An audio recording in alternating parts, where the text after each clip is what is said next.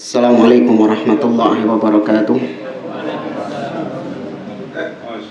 Innal hamdalillah nahmaduhu wa nasta'inuhu wa nastaghfiruh wa na'udzu billahi ta'ala min shururi anfusina wa min sayyiati a'malina.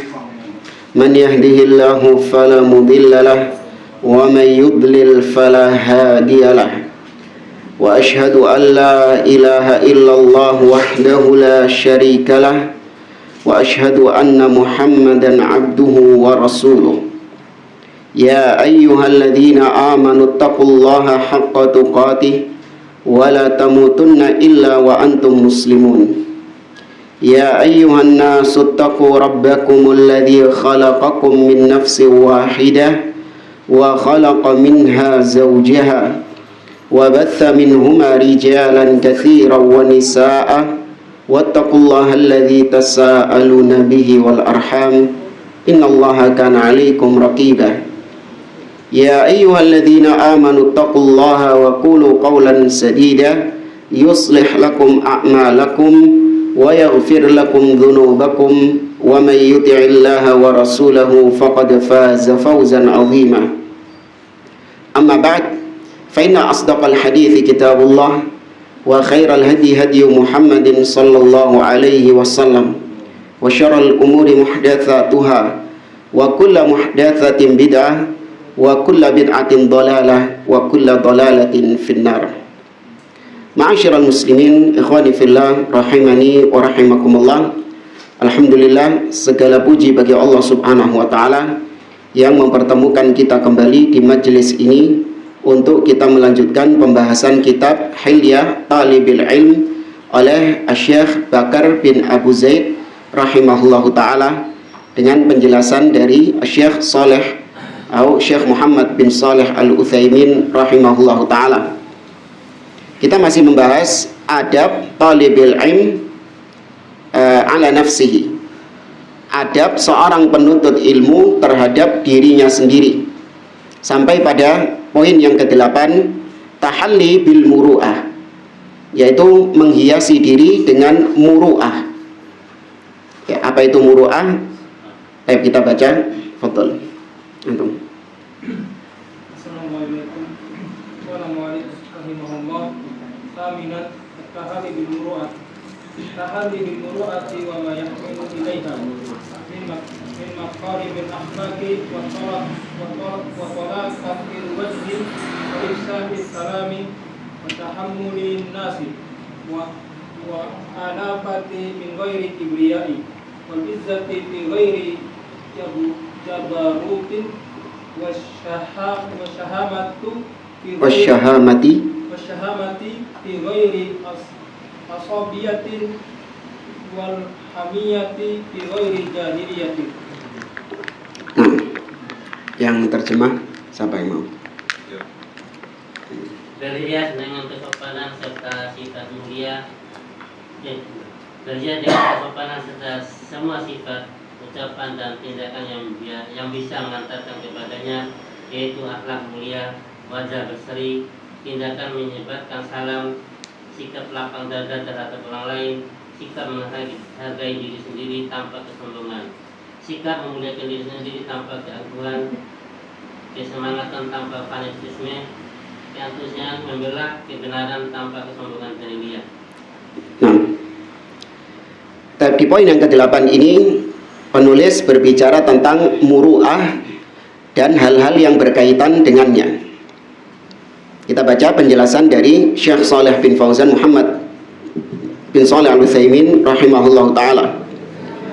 Kata penulis, at-tahalli bil muru'ah, yaitu berhias diri dengan al-muru'ah. Apa itu al-muru'ah? Wal muru'ah haddahal fuqaha rahimahumullah fi kitab syahadat.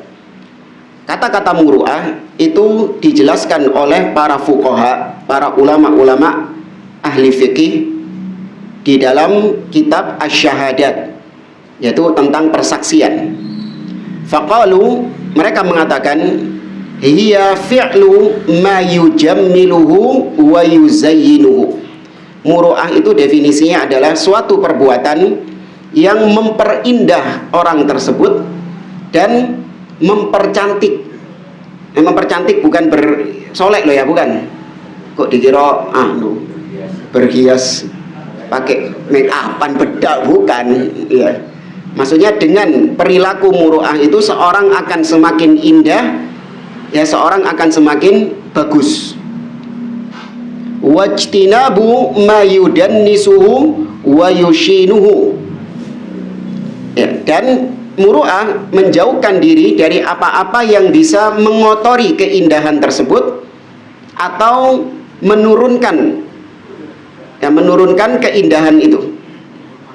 Ya, sekali lagi muru'ah ini suatu perbuatan yang apabila dilakukan seseorang itu semakin memperindah, memperbagus dirinya. Sebaliknya, dia jauhkan dirinya dari apa-apa yang bisa mengotori keindahan itu dan keelokan itu. Sering diterjemahkan muru'ah ini dengan wibawa ya, atau harga diri ya, kehormatan atau semisal dengannya. Wa hadhihi ibaratun amatun, ini adalah ungkapan yang umum. Kullu syai'in yujammiluka 'indan nas wa yuzayyinuka wa yakunu sababan litsana'i 'alaika fahuwa muru'atun. Maka segala sesuatu yang bisa menghiasi dirimu di hadapan manusia sehingga orang-orang menganggap kau ini adalah sosok yang jamil, yang bagus, yang indah, yang menghiasi dirimu, dan apapun yang bisa menyebabkan engkau mendapatkan pujian dari manusia, maka itu adalah muru'ah. Tapi ingat, yang kita cari bukan pujian manusianya ya, kita tidak menunggu manusia memuji kita, enggak. Tapi itu dalam rangka untuk kita menjaga keindahan diri kita, kita menjaga kewibawaan diri kita. Sebagaimana kita enggak mau manusia mencela kita ya, maka jangan sampai kita melakukan suatu perbuatan atau mengucapkan suatu ucapan yang bisa menjatuhkan wibawa, menjatuhkan harga diri di hadapan manusia. Ya, sekali lagi tujuannya bukan untuk mencari pujian di hadapan manusia, enggak, tapi untuk menjaga harga diri. Wa illam yakun minal ibadat, meskipun itu bukan termasuk ibadah.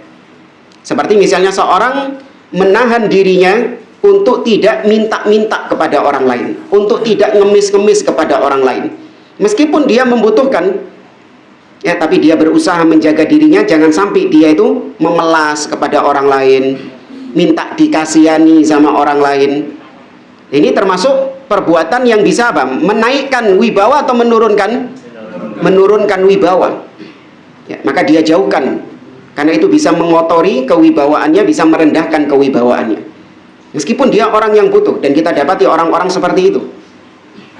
Nah, kita harus peka terhadap orang-orang demikian. Ya, dia orang yang membutuhkan, artinya dia ini bukan orang yang berkecukupan, tapi dia menahan diri dari meminta-minta. Dia nggak mau meminta-minta demi untuk menjaga kewibawaannya. Ya, maka kita harus peka. Orang-orang yang mampu harus peka dengan orang-orang seperti ini. Langsung kita tolong dia tanpa nunggu dia meminta bantuan kepada kita, karena dia menjaga dirinya. Ya, mungkin kalau sudah mentok wis wong-wong iki koyo gak ono sing peka iki misalnya. Ya, dan dia sudah terpaksa nggak bisa lagi. Mungkin dia lumpuh atau mungkin dia cacat. Ya, dia hidup sebatang kara misalnya. Nggak ada usaha lagi yang bisa dia lakukan. Semua usaha sudah dia lakukan, nggak bisa dia bertahan hidup. Maka boleh ketika itu dia meminta bantuan kepada orang lain. Ya, itu sudah terpaksa sudah. Tapi selama tidak terpaksa, dia mampu untuk memenuhi dirinya, kebutuhan dirinya, meskipun dengan segala keterbatasannya, maka dia jaga itu. Jangan sampai saya minta-minta kepada orang lain. Wa illam yakun minal ibadat wa kullu syai'in aqsu dzalik fa huwa khilaful muru'ah. Maka segala sesuatu yang kebalikannya, maka itu berarti kebalikan dari muru'ah. Ya, terutama penuntut ilmu. Contoh misalnya ya. Apa jadinya kalau seorang penuntut ilmu atau bahkan dai ya, ngisi kajian pakai kaos oblong, Hah? Pakai kaos oblong hukumnya apa? Boleh. Mubah, boleh gitu loh. Ada tulisannya, gambarnya lagi. Nggak ada gambarnya, enggak. Kalau ada gambarnya jelas. Tambah nemen gitu. Ya ada sudah polosan gitu sudah. Ya kaos polos itu. Ya, kayak yang anak pakai ini kaos polos ini hitam itu. Anak pakai menutup aurat. Ya, menutup aurat. Ya, atau kemudian pakai topi saya ngisi kajian gitu. Ngelencer. Ya pakai topi gitu. Innal hamdalillah nahmaduhu wa nasta'in. Nah, iya, ada yang kayak gitu. Pakai kaos terus pakai apa? Kupluk yang Sebu. buat naik gunung itu loh. Ya, sebu. Apa namanya? Sebu. Sebu. Oh namanya sebu itu. Oh, baru tahu anak. Tak pernah naik gunung juga ini. Iya, pakai itu. Kayak peci. Itu menjatuhkan muru'ah. Ya. Bukan berarti kemudian kita pakai seperti ini untuk supaya orang-orang memuji kita, kita tunggu pujian dari manusia. Enggak. Ya, kita dalam rangka untuk menghias diri kita, jangan sampai orang-orang ini menganggap kita ini nggak punya wibawa, nggak punya harga diri. Ya, dengan pakai pakaian yang seperti itu. Meskipun secara asal hukumnya mubah pakai pakaian kaos. Menghargai diri sendiri. Iya, menghargai diri sendiri. Ya, hargai diri sendiri dengan tadi. Tidak melakukan perkara-perkara yang bisa membuat manusia mencela kita, membuat manusia itu tidak merendahkan kita. Kita jauhkan itu semuanya. Atau misalnya makan. Apa hukumnya orang yang makan kakinya? Ya mubah, boleh saja. Bahkan itu menambah kenikmatan katanya. Ya, tapi kalau antum lihat ada seorang ustadz gitu kan makan dengan kaki petingkerangan kayak gitu, itu menjatuhkan muruahnya dia, menjatuhkan harga dirinya dia. Iya. Ngamuk ustadznya ketika ditegur gitu misalnya, ustadz menjatuhkan muruah. Mana dalilnya kalau ini haram? Nah itu dibawakan kaidah al aslu fil asya al ibahah. Hukum asal segala sesuatu itu mubah. Iya boleh sampai ada dalil yang mengharamkannya. Mana dalil yang mengharamkan hal ini? Ya. Atau apa ya, sebagian orang itu ya. Ucapan maksud seperti ucapan guru kita menjatuhkan muruah. Ya itu jelas itu menghina. Itu ini yang dipermasalahkan masih dalam istilah mubah. Kalau ucapan dia itu memang perkara yang haram, merendahkan manusia. Nah, kadang-kadang guyonannya guyon-guyonannya. Iya, guyonannya itu guyonan yang haram itu dia itu. Cabul. Itu bukan perkara yang mubah kalau itu. Ini yang kita bahas adalah dia asalnya mubah, tapi nggak pantas dilakukan oleh seorang penuntut ilmu, apalagi seorang dai. Seperti pakai kaos tadi perkara mubah, makan petingkerangan tadi ya perkara mubah. Ya, atau nongkrong minum kopi di warung, warkop. Ya. Minum kopi dia, bukan ngerokok juga dia. Dia cuma minum kopi gitu di warung, ya kan? Secara asal minum kopi hukumnya apa? Mubah, boleh. Tapi itu bisa menjatuhkan muru'ah, bisa menjatuhkan wibawa, harga diri. Ya. Ini yang dimaksud oleh beliau, seorang penuntut ilmu harusnya menjaga hal tersebut, tidak bermudah-mudahan dalam hal itu. Kita levelnya bukan orang-orang yang jahil, bukan orang-orang yang awam. Ya, kita orang yang belajar din, maka hormati ilmu agama yang Allah berikan ini dengan cara kita menghiasi diri kita dengan muru'ah. Dalam rangka untuk tadi menghormati ilmu juga. Ya, karena ketika kita menjatuhkan harga diri, maka orang-orang akan mengatakan, oh ngono ta hasilnya ngaji itu. Ya, ngono ta hasilnya belajar agama. Kalau nak beda ini ambek wong-wong awam. Ya, podo wae kelakuane, perangainya juga sama saja. Enggak, harus dibedakan antara penuntut ilmu dan yang bukan penuntut ilmu. Kemudian kata beliau, "Tsumma darabal mu'allifu lil muru'ati mathalan." Kemudian beliau penulis menyebutkan contoh dari muru'ah. Faqala min makarimil akhlak. Kata penulis tadi, termasuk di antara muru'ah adalah akhlak yang makarim, yang baik, yang terpuji. Fakaramul khuluqi huwa an yatasamaha fi mawdi'it tasamuh wa ya'khudha bil azmi fi mawdi'il azimah. Apa itu akhlak yang terpuji? Akhlak yang terpuji adalah at-tasamuh, yaitu bersikap toleransi, bersikap lemah lembut di tempatnya, pada kondisi, pada situasi dan tempatnya. Kapan kita toleran, kapan kita bersikap lapang dada, lemah lembut. Termasuk juga akhlak yang mulia adalah yaitu tegas, keras juga pada tempatnya. Nah, kalau kebanyakan orang menganggap yang keras, yang tegas itu enggak berakhlak. Sebaliknya yang lembut, yang toleran, ini yang berakhlak. Padahal enggak. Akhlak itu adalah kau tempatkan kapan keras, di waktu keras kau tempatkan di situ, dan kapan waktunya toleran, lemah lembut kau tempatkan di situ. Contoh misalnya, sebagian orang mengatakan ketika kita ini mentolerir syirik-syirik, kita mentolerir kebid'ahan-kebid'ahan, maka kita dianggap baik akhlaknya, karena kita toleran terhadap bid'ah-bid'ah, terhadap penyimpangan-penyimpangan. Kita diam, tidak memperingatkan umat dari hal tersebut. Nah, orang-orang bilang, oh, ini dai ustadz yang akhlaknya luar biasa, nggak suka mensyirik-syirikkan, nggak suka membid'ah-bid'ahkan orang, nggak suka menyesat-nyesatkan amaliyah orang lain. Tahu? Dianggap sebagai dai yang akhlaknya baik. Itu barometernya. Sebaliknya ketika ada dai yang memperingatkan umat dari kesyirikan, mentahdzir umat dari dai-dai yang sesat, menjelaskan kepada umat tentang kebid'ahan-kebid'ahan, maka dianggap ini nggak punya akhlak. Ya, bahkan naudzubillah, ucapan Nabi SAW saja ketika kita sampaikan kepada manusia itu dianggap nggak punya akhlak. Nabi SAW mengatakan, al khawariju kilabu ahlin nar. Khawarij, kelompok khawarij itu adalah anjing-anjingnya neraka. Gak ada akhlaknya. Apa itu ceramah kok ngomong anjing-anjing itu? Ceramah apa itu? Padahal itu sabda siapa? Sabda Nabi. Dan orang yang paling bagus akhlaknya adalah Nabi SAW. Bahkan pujian Nabi berakhlak bagus itu langsung dari Allah Subhanahu Wa Taala. Ada yang tahu ayatnya? Na'am ahsan. Innaka ala wa innaka la'ala khuluqin azim, dalam surah Nun Al-Qalam. Sesungguhnya engkau wahai Muhammad berada di atas akhlak yang baik, akhlak yang agung. Allah yang memuji, bukan manusia.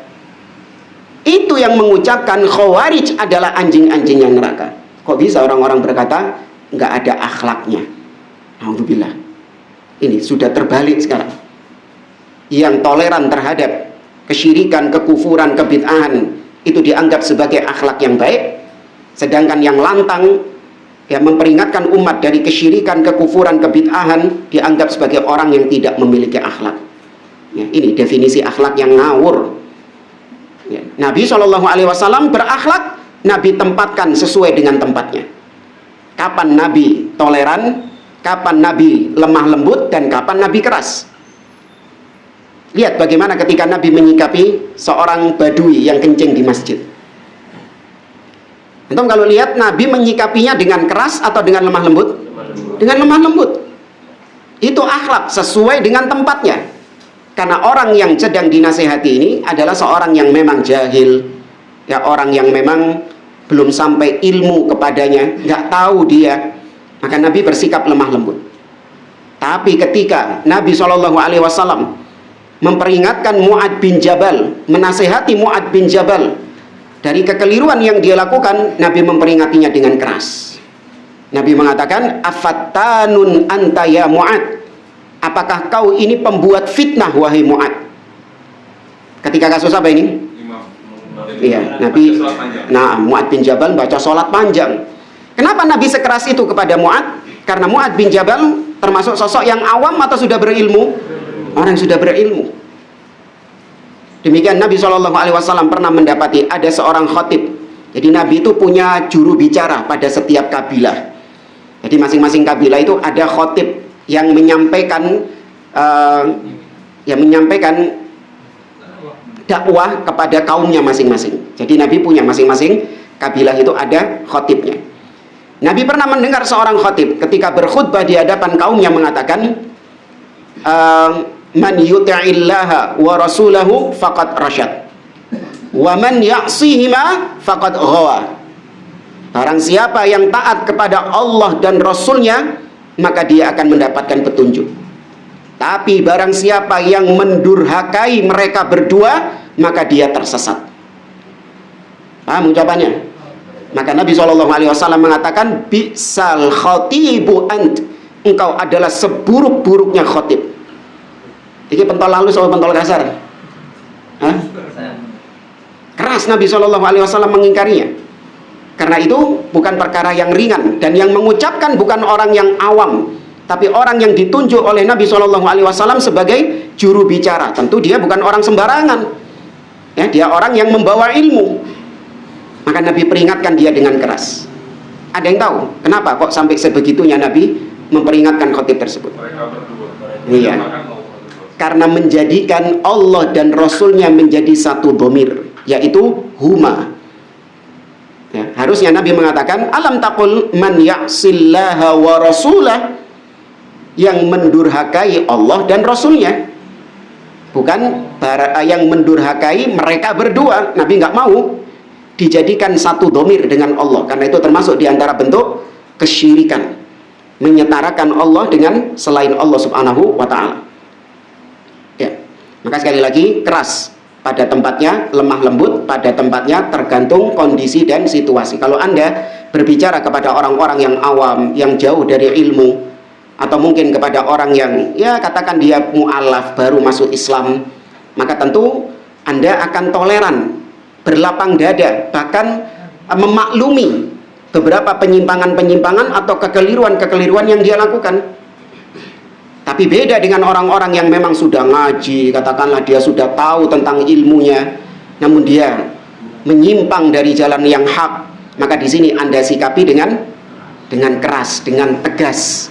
Karena yang sasarannya ini bukan orang awam, bukan orang yang jahil, namun orang yang sudah memiliki ilmu. Apalagi gelarnya profesor, doktor. Ya, diibaratkan oleh para ulama itu, ketika antum kena debu, ya, ketika tangan antum kena debu, maka menghilangkannya cukup dengan ditiup. Ya sudah, debunya hilang, ringan. Ya, tapi kalau tangan antum kena cat atau kena oli misalnya, bisa ditiup, tiupan itu sampai bengkak lehernya juga gak bakalan hilang itu oli sama. Harus dengan keras, dikasih thinner, kasih lengogas. Panas apa enggak itu? Panas. Iya, digosok-gosok, bahkan diusap-usap ke tembok, diusap-usap ke tanah, loro kabeh. Ya, kenapa? Karena memang nodanya itu adalah noda yang susah hilang. Ya, maka demikian kita menyikapi orang-orang awam tidak sama antara yang satu dengan yang lain. Itu akhlak. Itu akhlak yang mulia. Jadi kita kembali kepada akhlak mulia yang sesuai dengan tuntunan Nabi SAW, bukan akhlak yang didengungkan oleh orang-orang di luar sana. Pernah saya contohkan kalau nggak salah, kejadian ketika hari raya. Waktu hari raya ini kan kumpul-kumpul keluarga semua. Ada satu anak, di mana bukan teman-temannya, sepupu-sepupunya dia itu salim semua. Sama pamannya, sama bibinya, sama bujune, istrinya pamannya, istrinya, suaminya, bibinya. Padahal itu tidak ada ikatan mahram. Ya, salaman tapi semuanya. Nah, ada satu anak yang cuman salaman sama mahramnya saja. Sama istri pamannya nggak mau dia bersalaman. Demikian juga yang perempuan sama suami bibinya juga nggak mau salaman. Maka anak ini kemudian dicap sebagai anak yang tidak punya akhlak. Ya, tidak dicap sebagai anak yang nggak punya akhlak. Karena dilewati zaman kan biasanya nek riyo kan jejer kan ya. Ya iki ponaan-ponaan salim kabeh.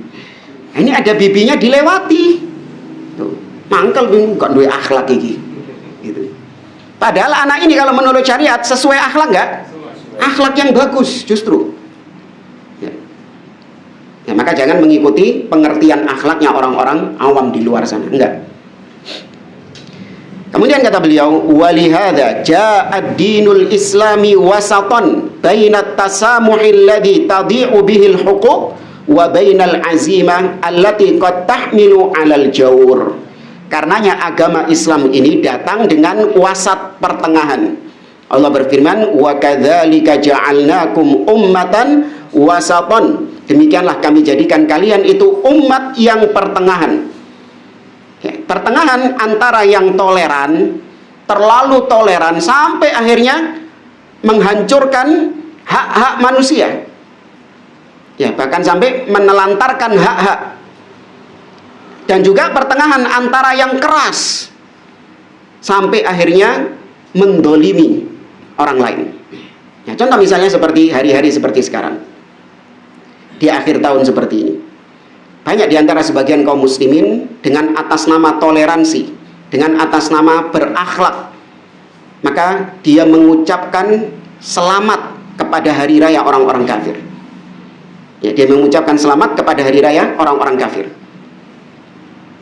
Sebaliknya, ada orang-orang yang membenci orang-orang kafir sampai mendolimi mereka yang ngebom gereja itu.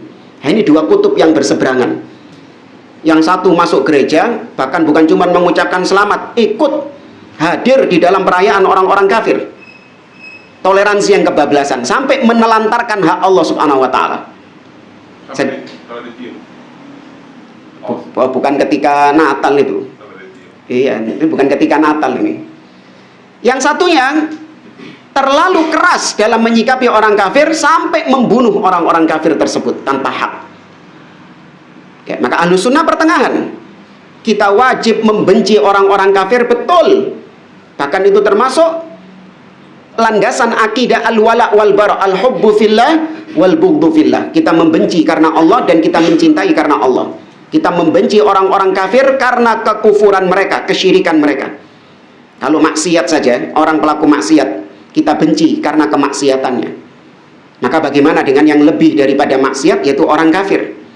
Tentu lebih kita benci, lebih kita nggak ridho, nggak suka dengan kekufuran mereka.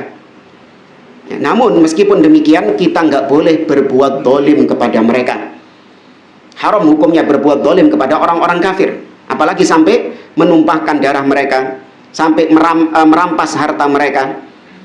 Allah Azza wa Jalla berfirman dalam surah Al-Maidah, wala yajrimannakum syana'anu qaumin ala alla ta'dilu i'dilu huwa aqrabu littaqwa.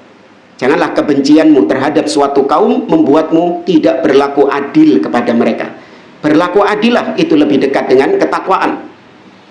Ya, namun jangan sampai kebablasan. Oh iya, kita berbuat baik kepada orang kafir.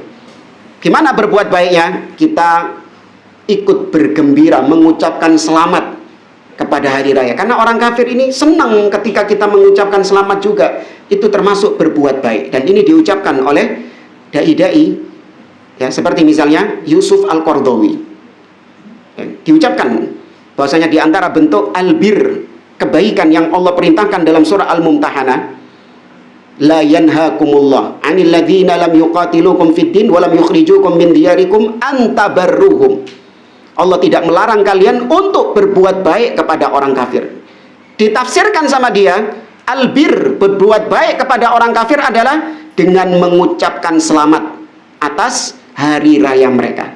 Alhamdulillah. Tidak ada ulama tafsir yang menafsirkan bahwasanya albir yang dimaksud adalah mengucapkan selamat. Sebagian lain di negeri kita, seperti profesor ahli tafsir, ya, di negeri kita, Pak Tua itu. Ya, ini banyak penyimpangan-penyimpangan orang ini, naudzubillah. Takrib baina syiah wal ahli sunnah, melakukan pendekatan ya, antara sunnah dengan syiah rafidah qatalahumullah. Mengatakan bahwasanya Nabi SAW belum dijamin surga. Ya, dan juga masalah Natal ini, dia mengatakan bahwasanya yang mengucapkan selamat Natal pertama kali, yang mencontohkan itu justru Nabi Isa sendiri, kata dia. Apa ayatnya? Ayat dalam surah Maryam. Nabi Isa mengatakan wassalamu alayya yauma wulidtu wa yauma amutu wa yauma ub'atsu hayya. Wassalamu alayya, selamat atasku di hari ketika aku dilahirkan, dan di hari ketika aku dimatikan, dan di hari ketika aku dibangkitkan. Tuh, selamat atas diriku ketika aku dilahirkan. Artinya selamat Natal, kata dia. Naudzubillah. Siapa salaf yang mengatakan seperti itu? Siapa ulama ahli tafsir yang mengatakan bahwasanya ucapan ini adalah ucapan selamat Natal? Oke. Sebagian mengatakan itu hanya sebatas mujamalah, hanya sebatas basa-basi, nggak boleh diyakini, kata dia. Dan ini masalah khilafiyah. Ini ijma' jamaah. Ini haramnya mengucapkan selamat atas perayaan orang-orang kafir itu perkara ijma', bukan perkara khilaf. Sehingga ditolerir atau tidak? Tidak ditolerir, yang berbeda. Dinukil ijma' ini oleh Imam Ibnu Qayyim Al-Jauziyah dalam kitabnya Ahkam Ahli Dhimmah. Beliau mengatakan wa ammat tahni'ah bi sya'airil kufri al-mukhtassati bihi faharamun bil ittifaq. Beliau mengatakan adapun tahni'ah, mengucapkan selamat atas syiarnya orang-orang kafir, maka itu haram bil ittifaq, dengan kesepakatan. Mithlu an yuhanni'ahum bi a'yadihim wa saumihim, seperti ketika mengucapkan selamat atas hari raya mereka, atau selamat atas puasa atau ibadah yang mereka lakukan. Wa hadza il salima qailuhu minal kufri fahuwa minal muharramat. Kalaupun seandainya orang yang mengucapkan selamat Natal ini selamat dari kekufuran, yakni karena mungkin dia awam, jahil, melok-melok, atau karena dia ini disesatkan sama dai-dai fitnah seperti Yusuf Qaradawi atau seperti Ali Al-Jufri yang membolehkan selamat Natal, atau seperti di negeri kita si ahli tafsir Quran tadi, ya, karena dia disesatkan oleh, gak kafir dia. Kalaupun dia tidak selamat dari kekufuran, kalaupun dia selamat dari kekufuran, fahuwa minal muharramat, mengucapkan selamat atas perayaan mereka itu termasuk diantara perkara yang diharamkan. Wa huwa bimanzilati at-tahni'ati bisujudihi lis-sholib. Kata Imam Ibnu Qayyim, itu sama seperti mengucapkan selamat ketika mereka sujud kepada salib. Iya. Maka kita pertengahan. Kita berbuat baik kepada mereka, namun jangan sampai kebablasan. Berbuat baik ada batasannya, yaitu dalam perkara-perkara apa? Duniawi. Ya, dalam perkara-perkara duniawi boleh kita berbuat baik, apalagi dengan tujuan untuk menarik hati mereka kepada Islam. Ada tetangga kafir sakit misalnya, mungkin kasih obat. Jangan kasih, antum kalau ada tetangga kafir Nasoro sakit dia, ya, antum kasih apa? Antum kasih dia bodrek atau baygon? Kasih obat. Kalau enggak diantar ke rumah sakit nggak apa-apa. Tapi niatnya hati-hati. Kok sing ditolong sing akhwat-akhwat tok gitu. Bahaya ini. Saya niatnya untuk iya, sing tuwek-tuwek jangka panjang. Iya, orang kafir yang tua-tua renta-renta sakit tuh apa gak ditolong, nggak boleh. Ya. Dan berbuat baik kepada mereka, tapi ada batasannya. Jangan sampai perbuatan baik kita itu menyentuh perkara-perkara i'tiqad, menyentuh perkara akidah mereka. Karena sekali lagi konsep kita nggak setuju dengan agama mereka itu, kita nggak ridho dengan agama mereka itu. Kita membantu mereka dalam agama mereka itu sudah membuktikan bahwa kita ridho, maka nggak ada namanya basa-basi. Mengucapkan selamat itu cuman mujamalah, basa-basi tok, nggak diyakini. Oh, nggak iso. Ahlussunnah meyakini tentang keterkaitan antara zahir dengan batin. At-talazum bainadz zahir wal batin. Apa yang nampak maka berarti itu yang tersembunyi di dalam batin. Kalau kau mengucapkan selamat Natal berarti yang di dalam batinmu juga menyetujui agama mereka, menyetujui ibadah mereka. Enggak kok, ini cuma ucapan saja, munafik berarti. Munafik kan gitu kan? Yaquluna bi afwahihim ma laisa fi qulubihim. Ndake kok mbelani wong kafir seneng. Kan gitu kan kata mereka kan, untuk menyenangkan hati orang kafir. Mbelani nyenengno wong kafir tapi membuat Allah marah, murka. Kok bisa? Gak habis pikir kita orang-orang seperti itu. Carmuk di hadapan, cari muka di hadapan orang-orang kafir, namun gak peduli dengan resiko Allah murka kepada dia, gak ngurus dia. Yang penting orang kafir ridho dengan saya. Ya. Maka seorang muslim tadi pertengahan. Oh berarti harus benci sama orang kafir. Iya, benci. Benci kekufuran mereka, benci kesyirikan mereka, benci agama mereka. Berlepas diri. Ya, tapi jangan sampai kebencian kita seperti khawarij, seperti teroris. Ya, nyalain petasan di gereja. Ya kan? Main mercon di gereja sampai menumpahkan darah mereka, ini haram. Nabi mengancam dengan ancaman yang serius. Man qatala mu'ahadan lam yarah raihatal jannah fa inna rihaha latujad fi masirati kada wa kada. Barang siapa yang membunuh orang kafir yang punya perjanjian dengan kaum muslimin, maka dia tidak mencium bau surga. Padahal bau surga itu bisa dicium dari jarak sekian dan sekian. Ya, ini akhlak. Jadi ketika kita ini tidak mengucapkan selamat atas hari raya orang-orang kafir, itu akhlak yang baik atau akhlak yang buruk? Akhlak yang baik. Justru ketika ada seorang muslim yang mengucapkan selamat atas perayaan mereka, itu akhlak yang apa? Akhlak yang buruk. Jangan dibalik. Ya, kalau zaman sekarang dibalik. Dai yang mengucapkan selamat Natal, wah, dai yang berakhlak. Ya, dai yang adem, menyejukkan, asih deh. Gitu kan. Ya, sedangkan yang model-model kayak kita ini, wah, iya, serem. Kata beliau, fanadrib lidzalika mathalan bil qisas wa huwa qatlun nafsi bin nafs. Beliau mencontohkan di sini tentang kasus kisos, yaitu membunuh jiwa karena dia telah membunuh jiwa yang lain. Ya, kisos. Ya, kisos ini hukumnya ditetapkan. Allah Azza wa Jalla berfirman di dalam surat Al-Baqarah, an-nafsu bin nafsi. Dalam surat Al-Maidah, an-nafsu bin, itu tentang Taurat. Walakum fil qisasi hayatun ya ulil albab, dalam surat Al-Baqarah. Dan di dalam kisos itu ada kehidupan. Ya, di dalam kisos ada kehidupan. Artinya seorang pembunuh yang dikisos, maka itu bisa saja menghidupkan, menyelamatkan kehidupan orang-orang yang belum dibunuh sama dia. Ya. Baik, seperti misalnya kisos. Waqad inqasamat. Ingat ya, kisos ini yang melakukan siapa? Waliul amr, penguasa. Ya, jangan kemudian ada yang menegakkan hukum sendiri. Nemu maling langsung dipotong tangannya, nemu pezina langsung dirajam atau dicambuk. Enggak, semua hukum-hukum yang berkaitan dengan had dikembalikan kepada penguasa kaum muslimin, termasuk diantaranya kisos. Wa qad inqasamat syara'i'u bani Israil fil qisas ila qismain.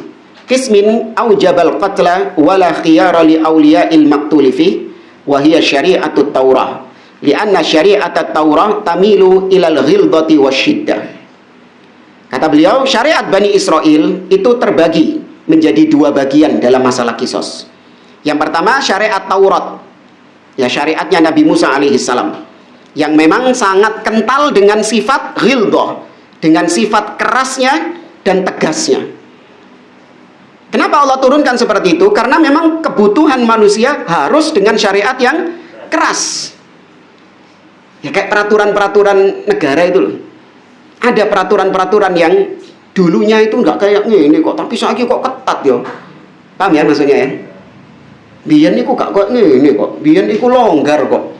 Kita bisa berbuat ini, bisa berbuat ini. Saiki ketat aturan ini. Gak oleh ini, gak oleh ini. Ya karena memang setiap generasi berbeda sesuai dengan kebutuhan. Kenapa dulu misalnya peraturan negara itu apa? Pakai CCTV, sembarang pakai CCTV. Bukan. Yang sekolah aja dulu dipukul sama guru. Boleh sekarang enggak kayak aturan lalu lintas misalnya. lampu. Oh ini. Oh ya, nggak pakai helm atau nyalakan lampu itu. ya yang sehari-hari lah lalu lintas itu. Dulunya boleh kok. Ya, tapi sekarang kenapa kok nggak boleh? Kenapa sekarang kok lebih ketat aturannya? Ya, karena memang kebutuhan manusia berbeda antara yang satu dengan yang lain. Ya, maka demikian juga dengan syariat. Syariat Nabi Musa, orang-orang yang hidup di zaman tersebut memang butuh untuk diberi syariat yang tegas, diberi syariat yang keras. Apa itu? Yaitu ketika ada seorang yang membunuh jiwa tanpa hak, maka dia harus wajib dikisos, gak ada pilihan lain, gak ada opsi lain, harus dikisos. Ya. Wa qismin akhar aujabal afu. Sedangkan syariat yang lain, masih syariatnya Bani Israel, justru mewajibkan orang yang membunuh jiwa tanpa hak, membunuh orang lain tanpa hak, maka wajib dimaafkan yang membunuh, tidak boleh dihukum. Ya, innahu idza qutilal insanu amdan fal wajib ala awliyaihi tasamuh. Di mana syariat yang kedua ini, kalau ada yang terbunuh, maka keluarganya yang terbunuh ini wajib memaafkan si pembunuh. Kalau yang syariat yang pertama tadi wajib apa? Dibunuh pembunuhnya itu. Tapi syariat yang kedua, Bani Israel wajib memaafkan yang membunuh. Ma'annal asla anna syariatal Injil hiya syariatut Taurah. Padahal secara asal syariatnya Injil, yang dimaksud yang kedua ini syariatnya Injil, syariatnya Nabi Isa. Orang yang membunuh, maka dia wajib dimaafkan oleh keluarga terbunuh. Padahal kata beliau, syariat Injil itu asalnya, landasannya adalah syariat Taurat, syariatnya Nabi Musa. Allah mengatakan dalam surat Al-Maidah ayat 45, wa katabna alaihim fiha annan nafsa bin nafsi. Atau kalau yang dimaksud syariat Injil itu asalnya dari syariat Musa, yaitu misalnya firman Allah dalam surah As-Saff ayat yang ke-6 atau ke-7, Allah mengatakan wa in qala Isa bin Maryam ya bani Israil inni rasulullahi ilaikum musaddiqan lima baina yadayya minat Taurah. Wahai Bani Israel, kata Nabi Isa yang membawa Injil, sesungguhnya aku adalah utusan Allah atas kalian yang membenarkan kitab yang ada di tangan kalian, di tanganku, yaitu kitab Taurat. Jadi syariat Injil itu secara asal berasal dari syariat Taurat, kecuali ada bagian-bagian yang memang sudah dinasakh dari syariat Taurat. Kata Nabi Musa dalam surah Al-Maidah, wali uhilla lakum ba'dalladzi hurrima alaikum. Aku datang untuk menghalalkan apa yang sebelumnya diharamkan atas kalian. Datang Nabi Musa, dirubah syariatnya, dihalalkan apa yang dulu diharamkan. Tadi Allah berfirman dalam surah Al-Maidah ayat 45, wa katabna alaihim fiha annan nafsa bin nafsi wal aina bil aini wal anfa bil anfi wal udhuna bil udhuni wal juruha qisas. Dan telah kami tetapkan kepada mereka di dalam Taurat bahwa an-nafsa bin nafs, jiwa dibalas dengan jiwa, wal ain bil ain, mata dibalas dengan mata, hidung dibalas dengan hidung, ya, kemudian telinga dibalas dengan udhun, telinga dibalas dengan telinga, wal juruh, dan setiap luka itu ada kisosnya, ada balasannya. Ya, jadi kalau culek, nah, iya, itu syariat Taurat, ada kisosnya, ada balasannya. Fajaat syariatul Islam. Tadi bisa dipetakan ya. Syariat Taurat apa tadi cirinya? Keras, tegas. Sedangkan syariat Injil lembek, lemah lembut, dimaafkan pembunuh. Datang syariat Islam, ndi mau. Nah ini. Fajaat syariatul Islam wasaton, pertengahan. Wa ju'ilal khiyaru li awliya'il maqtul, di mana keluarga yang terbunuh, korban yang terbunuh itu diberikan pilihan, monggo dipilih. Insya'u qatalu qisasan walahumul haq. Kalau keluarga korban terbunuh ini mereka ingin untuk dikisos pembunuhnya, maka dikisos pembunuhnya, dan itu haknya mereka. Wa insya'u afau. Tapi kalau keluarga terbunuh ini memaafkan, maka dimaafkan, boleh. Ya, dimaafkan. Wa in sya'u akhadud diyah. Dan kalau mereka mau, mereka bisa mengambil tebusan, ya, diat.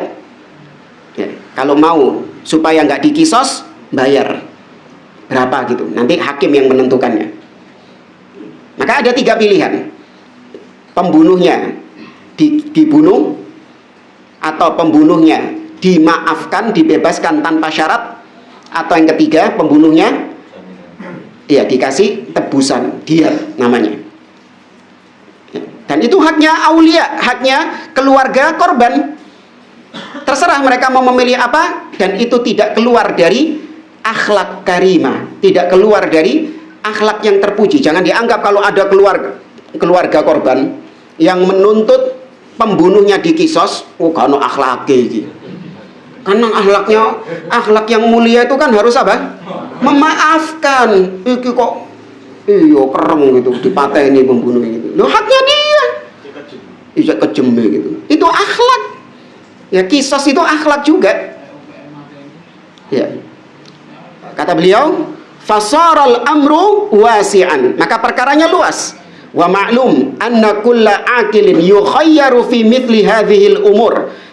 Sayakhtaru ma fihil maslahatul amah wa yuqaddimuha ala kulli syai'. Dan orang yang berakal, dia akan memilih dari pilihan-pilihan tersebut sesuai dengan kemaslahatan umum. Mana yang lebih maslahat? Ya, apakah pembunuhnya dibunuh, atau pembunuhnya tadi dimaafkan, atau pembunuhnya tadi diat, didenda? Ya, contoh misalnya ya, Ana kembalikan ke antum. Ada seorang pembunuh. Dia itu adalah seorang yang memang hitman. Apa hitman ini?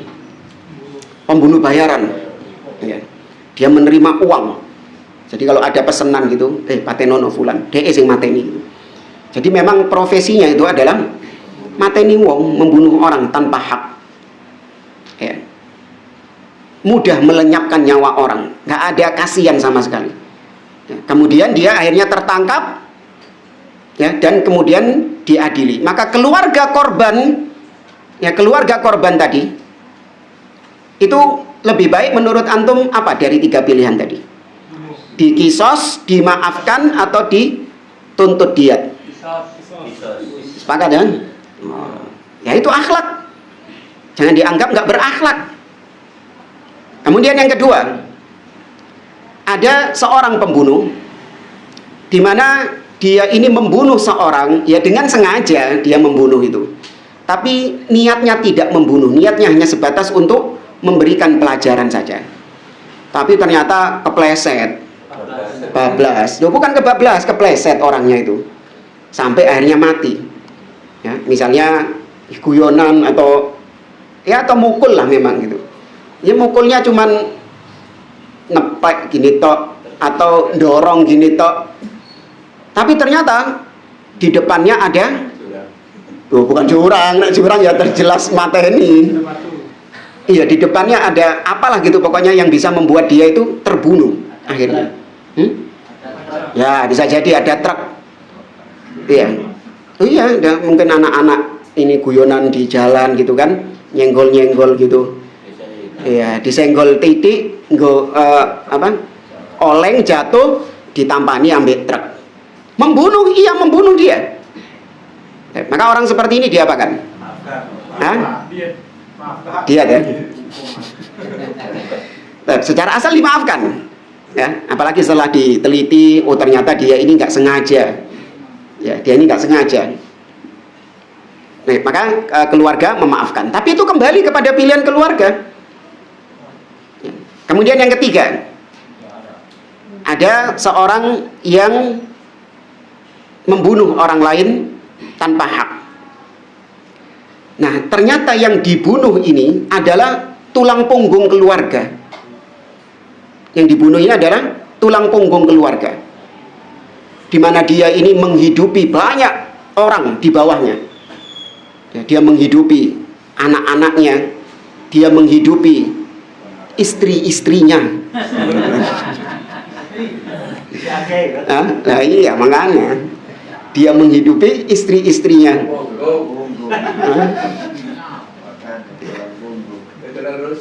kemudian orang tuanya juga dihidupi, ya, saudara-saudaranya, kakak adiknya dikuliahkan, disekolahkan sama dia. Intinya dia ini banyak memberikan manfaat kepada orang lain, kepada keluarganya. Dan ketika orang ini dibunuh tanpa hak, maka antum tuntut apa kepada pembunuhnya? Diat. Ya, antum tuntut diat, ya, untuk mencukupi kebutuhan orang-orang yang ditinggalkan tadi. Nah, maka itu akhlak yang baik. Famathalan idza kana al-qatil syariran wa kana awliya'ul maqtul muhtajina ilal mal wa qalu nuridu diyah, naqul hadza laysa minal hikmah falyuqtalil qatil wanzuru lil masalihil amah wa idza taraktum syai'an lillah awadakumullahu khairan min. Contoh kata beliau, apabila ada seorang pembunuh yang memang dia ini orang yang istilahnya sangat jelek sekali, sangat jahat sekali pembunuhnya ini, maka keluarga korban adalah keluarga yang membutuhkan harta. Dan ketika tertangkap pembunuhnya ini, maka keluarga korban menuntut diat agar pembunuhnya membayar diat. Maka kita mengatakan bahwa orang tersebut nggak bijak. Paham ya kasusnya ya? Jadi ada pembunuh yang kejam, pembunuh sadis, ya, pembunuh sadis, mateni uang, ya, hitman tadi. Nah, pembunuh keluarga korbannya menuntut diat, tapi maka kita katakan itu tidak bijak. Kenapa tidak bijak? Karena harusnya orang yang buruk seperti ini jangan sampai bebas. Ya, apalagi dia orang kaya. Si pembunuh tadi dia kan punya link, punya koneksi orang-orang kaya yang bayar dia kan. Gampang. Saya dituntut sama keluarga korban 1M misalnya. Ya, transferan po, iya transferan, tapi kok mateni mana yo? Iya. jangan pensiun loh ya. Iya. Gampang, mudah. Maka yang hikmah, yang bijak adalah dengan apa? Dibunuh, dikisos. Ya, jangan terus karena mentang-mentang keluarganya ini butuh duit gitu. Eman kalau dibunuh gak oleh duit. Mending diat saja. Dapat 1M lumayan, kayak tuku omah gitu misalnya. Tapi ini nggak bijak. Karena barang siapa yang meninggalkan sesuatu karena Allah, maka Allah akan ganti dengan yang lebih baik. Keluarga korban tadi mungkin merasa rugi karena kehilangan uang denda 1M misalnya. Rugi rek gak oleh duit. Iya, dipateni uangnya soalnya, dikisos orangnya. Rugi nggak dapat uang. Maka kata Nabi SAW, man taraka syai'an lillah awadahullahu khairan min. Barang siapa yang meninggalkan sesuatu karena Allah, dia tinggalkan 1M itu karena Allah, supaya banyak manusia yang terselamatkan dari kejelekan si pembunuh bayaran ini, maka Allah akan ganti dengan yang lebih baik. Walihada aujaba Syekhul Islam Ibnu Taimiyah taba'an lil Imam Malik rahimahullah qatlal qatil ghilatan hatta law afa awliya'uhu. Tuh. Bahkan Syekhul Islam Ibnu Taimiyah mengikuti pendapat Imam Malik, tetap mewajibkan pembunuh yang kejam untuk tetap dibunuh meskipun keluarga korban memaafkan. Paham ya? Jadi pembunuh yang kejam tadi, pembunuh sadis ini tetap harus dikisos oleh hakim. Meskipun keluarga korban mengatakan wis maafkan saja, enggak. Hakim tetap membunuhnya. Wa hatta law kana lahu sigharun yahtajuna ila mal. Meskipun keluarga korban, artinya korban yang terbunuh tadi masih punya anak-anak kecil, sing dipateni iki duwe anak-anak cilik, anak-anak kecil yang masih membutuhkan biaya hidup. Ya apa ditinggal mati ambek bapake, dipateni ambek wong iki. Harusnya untuk memenuhi kebutuhan anak-anak korban ini dikasih diberi apa? Dipilih apa? Diat. Ya mending diat saja, cek arek-arek iki iso iya, bisa terpenuhi kebutuhan hidupnya. Tapi karena ini pembunuh bayaran, ini pembunuh yang kejam, pembunuh yang tidak ada belas kasih, bahkan membunuhnya dengan cara-cara yang keji, entah dimutilasi ya, atau di naudzubillah ya. maka tetap harus dibunuh meskipun keluarga korban menuntut diat atau keluarga korban memaafkan. Nah, ini nanti diserahkan kepada hakim. Fa innahu yajibu an yuqtal, tetap wajib dibunuh. Li'anna qatlal ghilati la yumkin at-takhallus minhu wa idza tayala al-insan fi halin la yumkin an yudafi'a an nafsihi wal muqtalu mufsidun fil ard. Ini sama seperti tadi. Ya, di mana pembunuh bayaran, ya, seorang itu tidak akan mungkin bisa lepas dari atau korban itu, ya, korban-korban berikutnya itu akan diintai oleh pembunuh bayaran tersebut. Apabila pembunuh bayaran tadi dilepaskan, dibebaskan, maka akan ada korban-korban lain, ya, akan ada korban-korban berikutnya. Maka pembunuh bayaran itu mufsidun fil ard, berbuat kerusakan di muka bumi ini. Ya, Allah berfirman dalam surah Al-Maidah ayat 33, innama jazaa'ul ladzina yuharibuna Allah wa rasulahu wa yas'auna fil ardi fasadan an yuqattalu aw yusallabu aw tuqatta'a aydihim wa arjuluhum min khilaf aw yunfau minal ard. Kata Allah, sesungguhnya balasan orang-orang yang memerangi Allah dan Rasulnya dan yang berbuat kerusakan di atas muka bumi ini, maka balasannya mereka dibunuh atau disalib atau dipotong tangan dan kakinya secara bersilangan atau diasingkan, ya, atau dia diasingkan dari muka bumi ini. Nah, surat Al-Maidah ayat 33. Dan maka jamaah, sekali lagi kesimpulannya kata beliau, famakarimul akhlaq hiya an yatakhallaq al-insan bil akhlaqil fadilah. Seorang berakhlak dengan akhlak yang mulia, al-jami'ah bainal adli wal ihsan, yang menggabungkan antara adil dan berbuat baik. Fayakhudha bil hazmi fi mawdi'il hazm wa bil lin wal yusri fi mawdi'il lin wal yusr. Di mana seorang itu tahu kapan waktunya dia keras, dan kapan waktunya dia lemah lembut, kapan toleran, dia toleran, dan kapan tidak toleran, dia tidak toleran. Ya, maka harus banyak kita mempelajari mana perkara-perkara yang kita toleran dan mana yang tidak toleran. Ada dai yang mengatakan misalnya bahwasanya seorang ketika, atau misalnya masalah-masalah yang termasuk khilaf ijtihadi, sebagian ulama membolehkan menjamak antara sholat Jumat dengan sholat zuhur. Sebagian enggak, tidak ada jamak antara sholat Jumat dengan ya apa sih? Asar. Makanya anak kok bingung deh. Tidak ada jamak antara sholat Jumat dengan sholat asar. Sebagian ulama berpendapat seperti itu. Sebagian mengatakan boleh menjamak sholat Jumat dengan sholat asar, karena sholat Jumat itu dianggap sebagai sholat zuhur. Baik, ini masalah khilafiyah yang kalau ada orang yang berbeda dengan Anda sikapnya gimana? Hah? Berlapang dada atau antum keras dalam masalah ini sehingga antum mengatakan kepada teman antum yang berbeda tadi, oh memang inti ini ahli bid'ah, inti menyimpang, keluar dari ahlus sunnah, apa gitu? Tidak. Nah, ini masalah khilafiyah ijtihadiyah. Ketika ada teman antum mengatakan bahwasanya Allah subhanahu wa ta'ala itu tidak butuh tempat, Allah tidak di atas, Allah tidak berarah, kata dia, Allah tidak memiliki kedua tangan, ya, Allah subhanahu wa ta'ala tidak memiliki wajah dan yang lainnya. Nah, antum dapati orang yang berbeda, padahal antum mengatakan bahwasanya Allah berada tinggi di atas, Allah di atas arsy-Nya, Allah memiliki kedua tangan, Allah memiliki wajah. Itu keyakinan antum. Ada yang berbeda dengan antum tadi, gimana sikap antum? Keras atau lunak? Keras dalam masalah ini. Karena yang satu perkara ijtihad, yang satu perkara usul, perkara prinsip. Ya. Ibarat kalau orang itu nggak bisa membedakan dua hal ini, sikapnya aneh-aneh.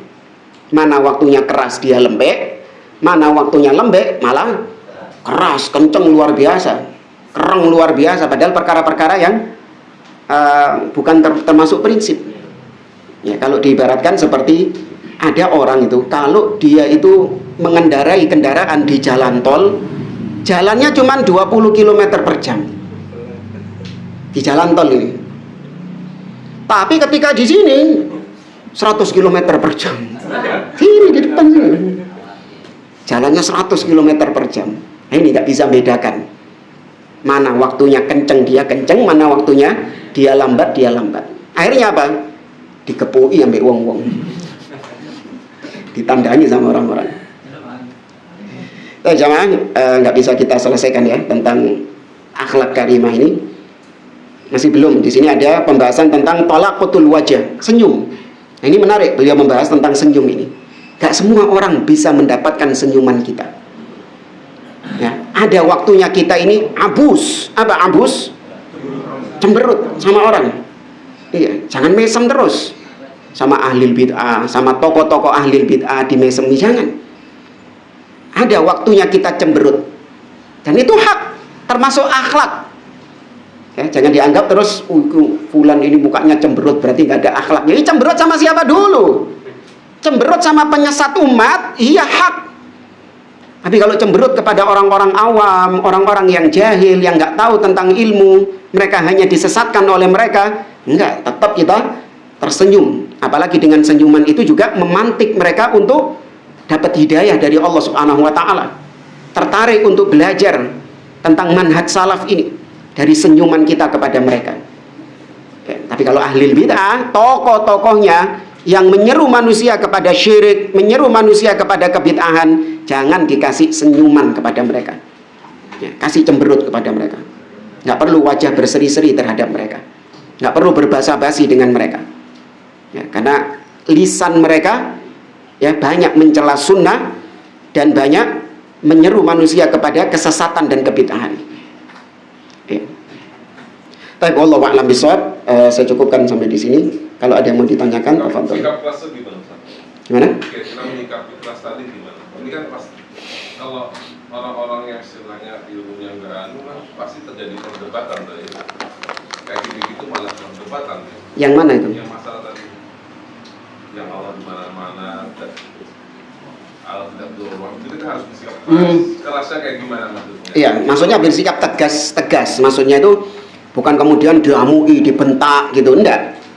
Yaitu kita mengatakan bahwasanya kita nggak tolerir apa yang kau yakini bahwasanya Allah di mana-mana itu adalah kesesatan. Awas, itu kesesatan. Kita nggak menerima perbedaan pendapat dalam masalah ini.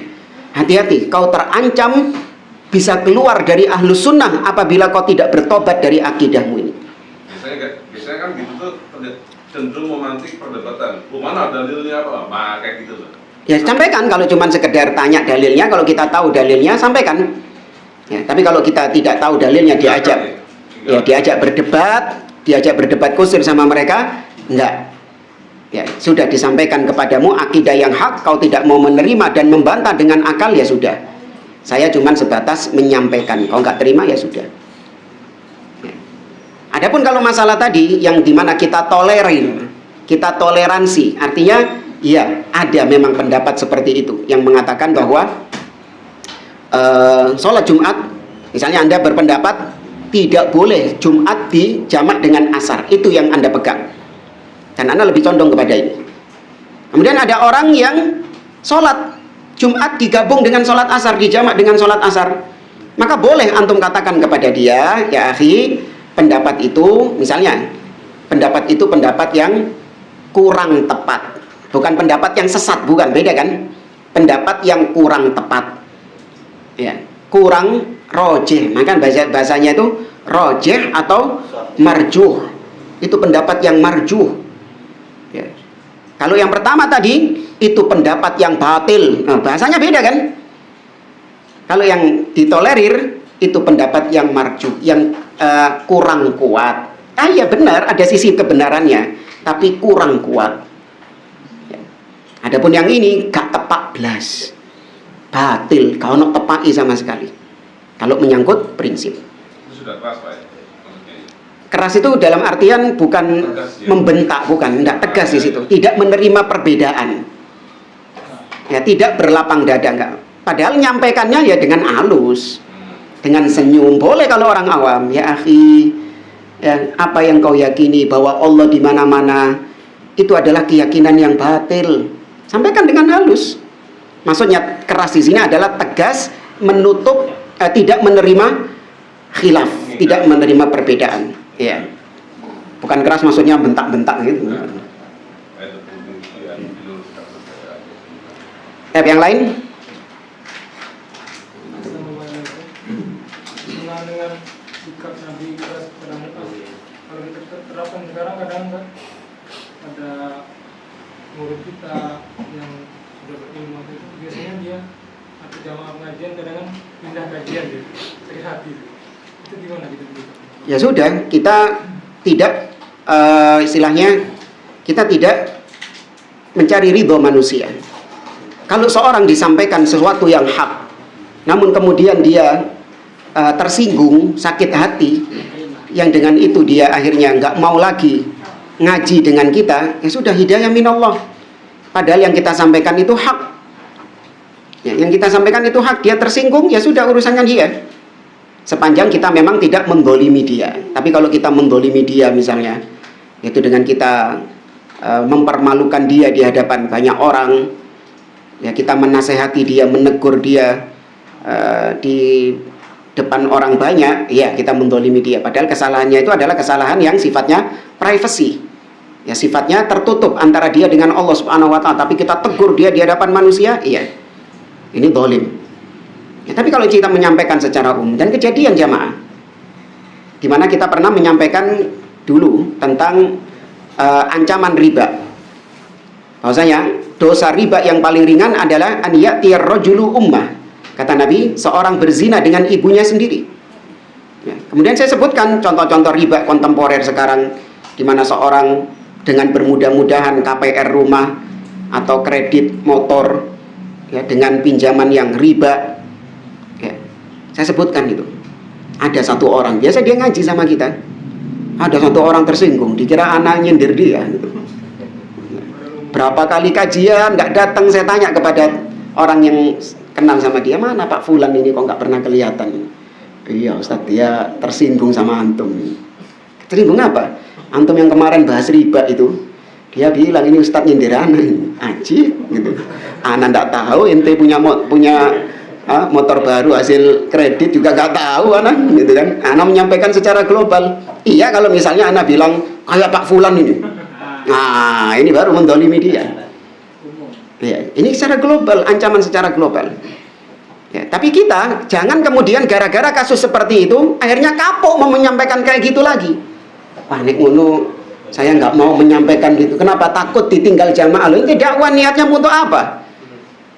Ya, dakwah niatnya untuk apa? Ya, wallahu a'lam. Bagaimana Ustaz tulisan Allah sama Muhammad itu termasuk menyamakan? Ya, di situ ada unsur menyamakan, menyetarakan istilahnya. Karena syirik itu seperti yang sering kita sampaikan, syirik itu kaidahnya atau dobitnya taswiyatu ghairillahi billah fi syai'in min khasaisillah. Menyetarakan, menyamakan antara Allah dengan selain Allah pada perkara-perkara yang menjadi kekhususan bagi Allah Subhanahu wa taala. Orang kalau misalnya menyetarakan lafal Allah dengan Muhammad, maka nggak langsung syirik dia.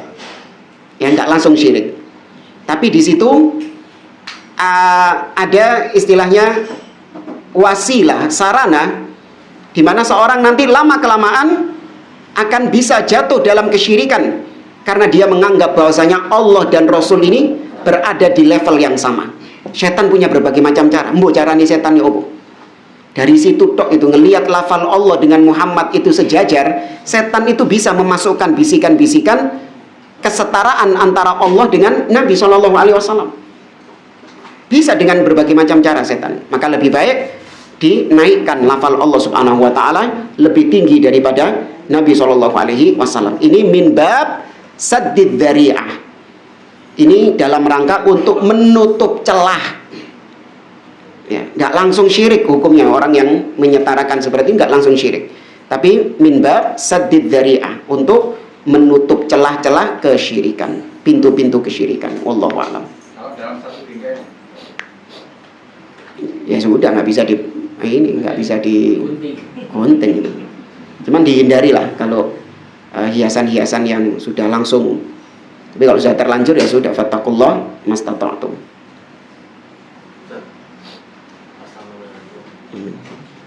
Kan bolehkah seorang guru diniatkan membaca Quran untuk meruqyah siswa? Karena didapati beberapa siswa itu malas sholat, baca Quran juga demikian, dan kita juga dapat informasi beberapa dari mereka memakai gelang yang ada isinya dari orang tua. Apa boleh? Nggak masalah seorang menawarkan ruqyah kepada orang lain karena dilihat ada semacam gangguan di mana seorang dia jauh dari Allah Subhanahu wa taala, meninggalkan ibadah kepada Allah, atau dia jatuh dalam maksiat-maksiat. Itu semuanya adalah gangguan-gangguan dari syaitan. Besar atau kecilnya berbeda antara satu orang dengan orang yang lain. Maka kalau bisa orang tersebut, kalau dia nggak mampu untuk diarahkan, untuk dia meruqyah dirinya sendiri, maka boleh kita tawarkan ruqyah kepada dia dengan membacakan ayat-ayat Al-Quran kepada orang tersebut. Kalau kita tawarkan, dia menolak, Ustaz. Kalau kita tawarkan, menolak, Ustaz. Namun kalau ini udah kejadian, Ustaz. Udah kejadian. Jadi artinya biasanya siswa itu kan membaca Quran, dibaca bareng-bareng ketika memulai pelajaran, Ustaz. Tapi di hari itu gurunya yang membaca, didengarkan sama anak-anak untuk berniat meruqyah siswa yang tadi itu, salah satu siswa itu. Dan akhirnya terbukti, Ustaz, menjerit, histeris, dan akhirnya dibawa ke ruangan BP, kemudian diruqyah. Seperti ini apakah boleh? Tidak masalah kan dengan ayat-ayat Al-Quran. Nabi SAW mengatakan, i'ridu ruqakum fala ba'sa birruqa ma lam yakun syirkan. Tampilkan kepadaku ruqyah-ruqyah kalian. Maka ruqyah boleh, pengobatan-pengobatan itu boleh, kata Nabi SAW, malam yakun syirkan, sepanjang tidak ada unsur kesyirikan. Nah, wallahu a'lam. Terus terakhir saja, nambah satu lagi. Ini kurang paham mengenai kedua tangan Allah itu kanan itu gimana artinya? Ya, sahih. Nabi SAW mengatakan kiltal yadaini yamin, kedua tangan Allah Subhanahu wa taala kanan. Karena kiri itu bukan menunjukkan sifat yang mulia, tapi alias menunjukkan sifat yang aib. Ya, kiri itu menunjukkan cacat, menunjukkan aib. Menunjukkan bukan cacat, aib, negatif. Ya, kiri itu menunjukkan sesuatu yang negatif, dan Allah nggak pantas disifati dengan sesuatu yang negatif. Makanya kalau kita ini adab-adab sehari-hari, kiri mendahulukan sesuatu yang kiri, itu pasti kaitannya dengan hal-hal yang positif atau negatif? Negatif. Ya, ketika cebok misalnya, ya, ketika cebok, ya pakai tangan kiri, ya berkaitan dengan hal-hal yang negatif. Maka Allah tidak memiliki tangan kiri, tapi kedua tangan Allah kanan. Jadi hakiki. Hakiki. Iya. Cuman yang jadi masalah itu, ahlul bid'ah ini sukanya tasbih. Iya, sukanya tasbih. Sebelum menolak Allah punya tangan, dia bayangkan dulu. Ada yang sampai gambar, jamaah. Nggak masuk, kenapa? Nggak bisa diterima. Digambar sama dia. Tuhannya Wahabi. Gini tangannya. Jadi ini tangan, ini tangan ini. Tangannya dua. Iya, Tuhannya Wahabi. Naudzubillah. Dia menyerupakan itu. Iya, itulah yang tasbih. Kita yang dituduh tasbih menyerupakan Allah dengan makhluk. Loh, sing gambar DE kok. Yang gambar mereka kok. Iya, tapi kan tangan gitu ya gitu-gitu juga bentuknya. Jare sopo? Tangan kan nggak jauh-jauh beda dengan tangan manusia, tangan makhluk. Enggak. Beda jauh bisa antara tangan yang satu dengan tangan yang lain. Ya. Tangannya kuda, tangannya unta, malah mirip sama apanya? Kakinya. Mana tangannya unta? Hah? Ya dua kaki depan itu disebut tangannya. Tuh. Sama dengan tangan manusia. Ya tapi kan meh podo ya opo sih? Ya. Nggak mesti kesamaan nama mengharuskan kesamaan hakikat. Ya sudahlah, taruhlah ya wis meh podo, karena kan kalau unta, tangannya unta kan juga sama letaknya di depan, di antara dada gitu kan, sama seperti manusia. Ada banyak benda-benda yang nama sama tapi bentuknya, hakikatnya jauh berbeda. Kunci, untung tahu kunci. Nah, kunci. Mungkin antara kunci yang ini dengan kunci yang ini dengan kunci yang ini beda ya. Tapi kan perbedaannya nggak mencolok ya. Ya nggak? Perbedaannya nggak mencolok. Ya wis beda geriginya. Nah, yang ini beda bentuknya. Tapi ada yang bentuknya tuh beda total sama sekali dari kunci seperti ini. Tapi namanya tetap kunci. Apa misalnya? Kunci Enggak, kalau kunci Inggris nama itu. Kalau kunci Inggris itu nama itu, fungsinya itu sudah beda dengan kunci ini. Remote, kunci. Lihat sepeda motor yang keyless, yang nggak ada kuncinya itu. Kalau ditanya kuncinya itu yang mana? Ya remote-nya itu untuk membuka dan menutup. Kunci mobil, ya ada kunci mobil. Atau bahkan pernah ke hotel? Apa kuncinya? Kartu. Tuh, bentuknya kartu, jauh berbeda dengan bentuk ini kuncinya. Tapi semua tetap dikatakan namanya kunci karena fungsinya sama. Untuk apa? Kayak buka. Dan ya buat buka dan buat ngunci. Meskipun bentuknya berbeda-beda. Ada lagi yang beda lagi, Ustaz. Orang yang datang buka dari. Sensor. Iya. Tapi kan fungsinya bukan buat ngunci dia. Iya, cuma buat buka tutup. Ini kan kunci buat mengamankan itu. Semuanya sama, fungsinya adalah seperti itu, tapi bentuknya, hakikatnya berbeda-beda. Kalau makhluk saja namanya sama, hakikatnya berbeda, apalagi Allah, antara makhluk dengan Allah, ngapain disamakan seperti manusia? Allah tangannya dua tadi. Saya kira ini kurang lebihnya mohon maaf. Kita akhiri. Subhanakallahumma wa bihamdik, asyhadu an la ilaha illa anta, astaghfiruka wa atubu ilaik. Assalamualaikum warahmatullahi wabarakatuh.